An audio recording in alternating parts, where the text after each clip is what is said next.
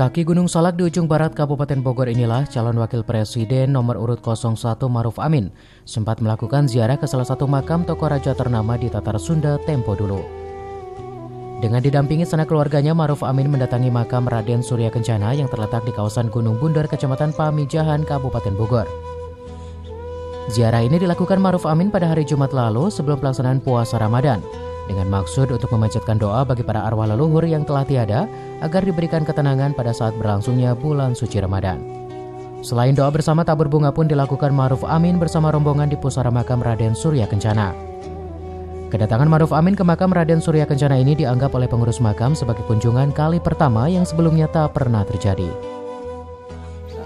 Istilahnya mungkin dia juga punya tujuan dalam hal ini, mungkin istilahnya dalam rangka istilahnya dia itu dengan rombongannya hanya cuma berjaroh dan sekeluarga.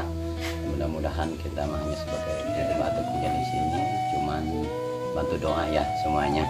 Intinya kita minta berkah selamat aja. Pertama kali ya, alhamdulillah saya kedatangan istilahnya orang-orang penuh istimewa. Ini orang-orang tertentu lah intinya gitu. Nggak semua orang ya kan istilahnya kedatangan orang-orang tertentu. Dan saya pikir ini menjadi budaya kita memang menghargai leluhur, dan itu bagian dari perjalanan utama seorang pemimpin. Saya pikir itu yang dipakai. Jadi kalau kita berharap hari ini sesuatu yang luar biasa, khususnya buat warga sini, Kampung Ibu ya. Iya. Mungkin dalam sejarah Kampung Ibu baru sekarang kali ya. Baru pertama kali. Dan ini bagian yang teristimewa. Iya, khususnya untuk Kampung Ibu.